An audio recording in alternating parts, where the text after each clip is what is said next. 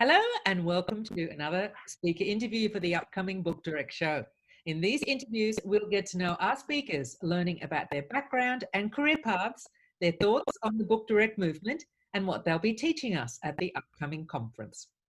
In tonight's Speaker Hot Seat, I have a speaker whose company's growth I have happily observed, including an acceptance to the Google Startup Accelerator. There are two cleaning companies that are aiming for global domination that I know of anyway. And tonight I have the co-founder of one of them. Tonight I'm saying hello to Noelia Novella from Doinn. Hola Noelia, ¿qué tal? Hello, hola.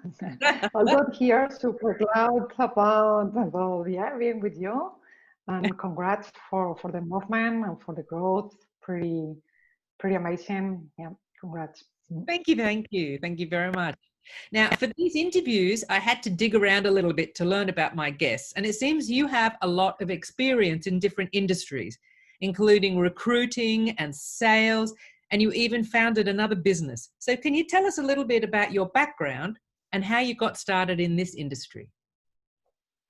Well, it's not that I have plenty of time right now having the startup, but my passion is everything related to construction, renovation, and all these things. And actually, my kiddo is only 9 and is also with the same things. So I don't know what is going to happen. I also love Southeast Asia. I'm gonna make you a visit one day whenever they allow me. Yes. I've been in the headhunting, I've been in telecom, I've been in many places, many countries, because I love to learn, right? That's my thing. Yeah. I fall in love with our industry in 2013, doing a round the world trip with my family, including 2 babies. And it was an amazing experience to be able to stay in those peer-to-peer properties, 2013, remember, stay like a local and so on. But we did not always feel safe. Okay, that's the key here. And I always say that cleaning is a very personal thing. And what means clean for me doesn't mean clean for my mom, maybe for you as well, right? But somehow we all grow up with the cleaning standards of the hotels. And if people feel safe there, I thought it would be handy to be able to get the same cleaning and linen rental providers they have and bring them to this industry. So when we got back from the trip, I reached those companies. I asked them if what they needed to be able to work for the apartments. And we have basically been 5 years making tech for this to happen, helping local providers to become more efficient, growing their business and making sure they follow the right standard operation procedures, not only the way they clean, but also in the way they manage the companies, and obviously all the protocols, okay? So we somehow get best of both worlds. We get the authenticity of these apartments, but with the cleaning companies that we are used to. So nowadays we actually also work with cleaning companies that were born in and for our industry, as long as they have like a top quality proof of record, right? Since then we feel we have done many guests feel safe, okay? And definitely many property managers and property owners. Right now we are in more than 100 cities in 6 countries. So it seems that since the COVID hit, our value proposition makes more sense than ever because cleaning and disinfection means safety. And we are we have this crisis, right? With this health crisis. But the truth is that it always meant that, okay? Disinfection meant safety always, and we have been working for that for many years. Following a protocol, following a checklist is definitely better than nothing. But hello, cleaning is a profession, and professionals bring safety and in every aspect. It doesn't matter we are talking about electricians or engineers. Cleaning is also gonna give you this peace of mind and so on. So really, you got into the industry because you felt that the holiday rentals weren't providing the same sort of standard as hotels. Hotels have a reputation for a certain level of cleanliness, and short-term rentals just weren't living up to it. So that's why you stepped into that and cleaned to your mum's level of cleaning or your level of cleaning. That's great. And so before Airbnb took over the world, those guys went to Y Combinator, which is an accelerator course offering mentorship and education. And Doinn went to the Google Startup Accelerator. So is Google focusing on world domination? Well, this focus, this Google for Startup programs is actually the way they have to pay back that in 1998, I believe, someone trust on the founders and gave them $100,000 to give them the gas to be able to get where they are right now. Okay, I believe it's very easy to think that it's easy for the other people, right? For Google, or for Facebook, or whatever. But it was actually hard for them as well. The same, it is hard for us as a startup as doing, but even for all these property managers that are join your bookdirect movement. Okay, we are all entrepreneurs. We all work very hard. I mean, it has never been easy for any of us. What they pretend with these kind of activities, a part of the paying back, is to share a little bit their network of experts. Yeah, you can imagine what kind of experts we are able to talk. Sometimes is really too much. I remember we got some help to do some remarketing things, and it was too much for the system, and we got blocked. We're like, wow, yeah, maybe it was not the help we were expecting, but yeah, it is what it is, right? Yeah. So, but basically, a part of the network that is amazing, they also want us to learn the methodologies they have for internal management, business streams, talent recruitment, talent retention, and obviously some data analysis, right? So yeah, that's actually a little bit what I would like to share in your show, because come on, Airbnb has created so many entrepreneurs, right? So many entrepreneurs. I think that the growth, the amazing growth in 2008 was a result of a huge economical crisis with a lot of talented people have no job, right? And they were able to grow their own business through these platforms, right? And I've asked some forums where they think the guests are going to go once the travel industry wakes up again. Are they going to go to hotels or holiday rentals? If we only look at one aspect of that decision, the cleaning, where do you think the guests are going to go? Are they going to go to the hotels because of the perceived level of cleaning? What do the short-term rental managers and owners, what will they have to do to convince guests that they're at that same level? It's up to you guys, and definitely the book direct movement and all the training you are gonna get with Demian and with so many experts in the sub content. Just work on that, work on communication. Tell to the guests that you are following the protocols, that maybe you are using a professional company, and that in terms of cleaning, they are the same safe in a hotel than in a vacation rental. But there are other things, right? And I got yesterday to the club we have here in the neighborhood with the swimming pool and with the gym and all these things. It's kind of weird. I mean, you are there, but you have to keep the distance, but then you need to ask about everything. Hey, how can I book this? How many people is allowed? Can I do it now? And then so many questions that it's like a pain. So maybe it's just going to be easier to stay in a vacation rent. Not only about safety, but also about, there are too many rules right now for everything, and you just feel like doing whatever you feel in your own place, and that's it, right? So hopefully it will be a really good year. I had a meeting yesterday, 2 days ago, with the country manager for Verbo, for HomeAway, for South Europe, and he was actually telling me, hey, I can see the numbers, and actually I think we are going to be short in terms of inventory in the south of Europe. So wow. Oh, wow. Wow. Yeah. Well, I know that there is an uptick going on right now. There is, a lot of talk about movement going up. So, look, yes, hopefully things will pick up. Absolutely. So, at the Book Direct show, you will be talking about the OKR methodology. Now, can you tell us a little bit about what you're going to be talking about and what the OKR methodology is?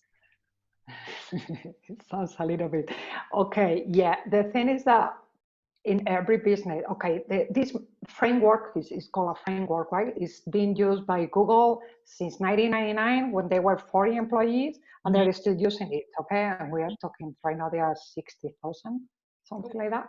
So yeah, and it's not only used by Google but also by Netflix or by tiny companies like Doinn. Also, companies from our industry, Vacasa, Oyo, Sonder, there are many, Renters United as well is using this method, this framework.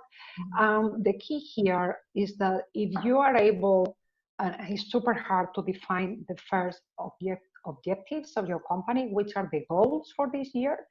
But once you define them, then it's very, very easy to manage the company, because then you know how to prioritize.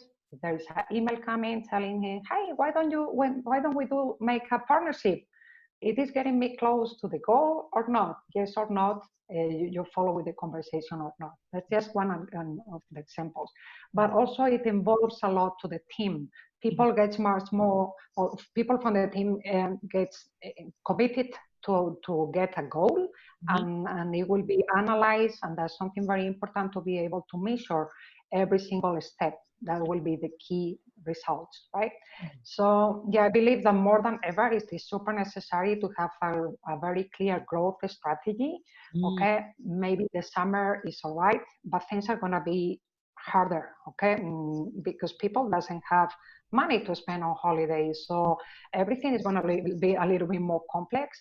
And the better property managers as a CEO of a company, as a founder, are able to define their goals and share that with the rest of the team, and trust that the team is going to fight and do their best to get those goals, is going to be much better. So, that would be my. Obviously, as you can imagine, it's not something that you can really learn with a single presentation, but I will do my best to motivate them to go deeper. They can always reach me anytime, and I'm confident they will love it, because it generates all this commitment and independency with the team members. And well, if it changes a little bit our life in doing, I think it can do it as well. For most of the system. It sounds like a really good sort of like business foundation and direction, having direction with your business and having everyone going in the same direction and having goals. It sounds great. I don't work like that. That's my problem. I'll be listening to this one. I'll be definitely listening to this presentation.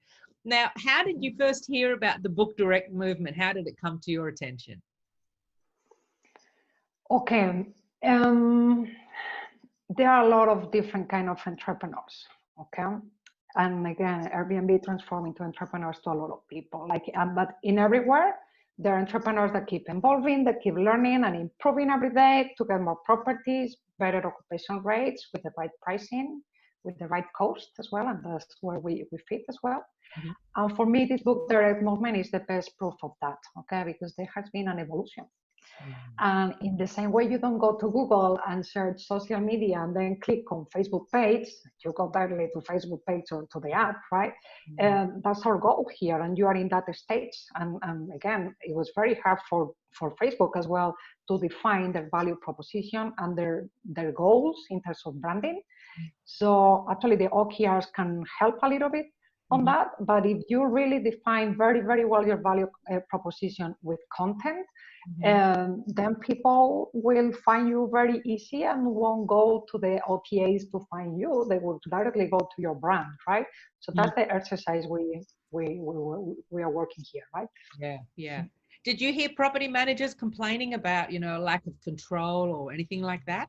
Did you hear more from property managers wanting more direct bookings? Right now, they just want bookings, right? When you have a business, you have to be flexible in terms of how your business is coming, and sometimes you have to pay to a third party for a revenue share or a distribution cost. Well, it's just about doing the numbers, about getting the balance as well, right? It's not only always perfect to go to have the full control of the process. There are a lot of costs as well in terms of payment parcels. There's some risk. There's some insurance that are missing, but yeah, it's about again doing the numbers and deciding what is better for your business, like any other kind of business. Okay, yeah. Yeah. Mm. Now, was there a job somewhere in your work history that taught you a skill or gave you an experience that you brought with you into this industry, into maybe, working with Doinn, something like that? Right or wrong, working hard, property, did it bring you anything? Did it? I am a salesperson, okay, and in every company that I've been working, I was like, okay, which is supposed to be the goal, right? And then I was going over that. I'm super crazy about processes, and if I can save 2 seconds by doing something in a different way or by using a different tool, I will use it. Yeah, I do have my things in my company. We are very flexible with many things, and we work remotely forever. And yeah, everyone can have their own schedule and so on. But there are things that always have to be perfect, like my Google Calendar. And things like that. Yeah, just in order not to be like wasting time. Hey, can Yeah. we meet at this time and so on? We all share our calendars. We all, and in terms of sales, yeah, I mean, it's just a matter of the commitment you get from the people of the team. If they feel it like their own startup, and we really feel like we are a small family working in the same direction, especially because the OKRs, but also because of the OKRs, but also for Yes, yeah, yes. because we are a small company, right? Yeah. That's the startup spirit as well to Yeah. be working all together for the same goal. Mm. Yeah, I mean, it's not that easy, but it's fun, and yeah, that's a surprise, right? It's Yeah. lovely. Yeah. Now, was there a job that you had in the past that people would be surprised or shocked to hear that you've done?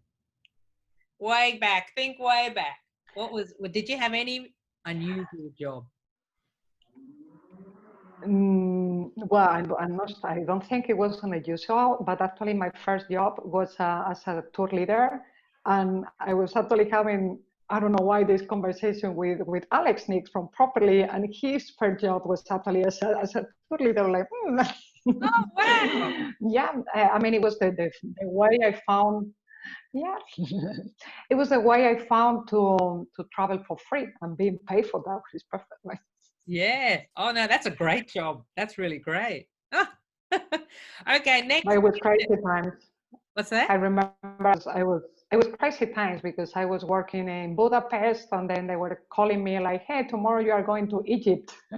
Hello, we have like 30 degrees different right now, and my clothes, it doesn't matter. You find a way. Well, yeah. Oh, wow. Oh, that's great. Now, we're winding up now. So, second last question. Give me 3 words that describe you. Ooh. Okay, and hard worker, communication, believe it or not, I am a very shy person. Really. You have what? I'm a very shy person. Shy. Yeah. Yeah. Mm-hmm. I am. No, really, I am. It's yeah. It's funny that I'm all the time doing webinars and Yeah. interviews, all these things. Yeah. But yeah, I'm sweating and all these things. Yeah. But I kind of enjoy to put myself to the limit and to overcome whatever situation that is out of my comfort bubble. So Yeah. yeah. Yeah. I'm a bit like that. Very much. Maybe I'm a masochist. Okay, like we could say goodbye now. However, we do have a choice. You can answer a random question or we can say goodbye. Would you like to answer the random question? Okay. Bit fun, get to know you a bit. You can have a bit of fun. Okay. So I have 33 questions. So pick a number between 1 and 33. Okay, let's try the first one. First one. Okay. Number 1. We finish the interview and you step outside the office and find a lottery ticket that ends up winning $10 million. What would you do? I will move nearby yourself. Yeah, I will keep traveling, but yeah, in a different level. Yeah. Maybe I will stay in a 2 bedrooms apartment, but in a villa. But yeah, that's definitely what we love. And my kids and my whole family, they love that.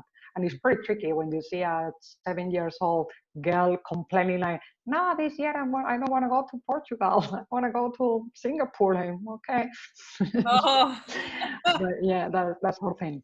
The travel bug has bit them. Yes, I'd be doing that too. A bit of travel, absolutely. In villas, yes. Okay, that's great. Well, Noelia, thank With you. daily cleaning. Well, daily, of course.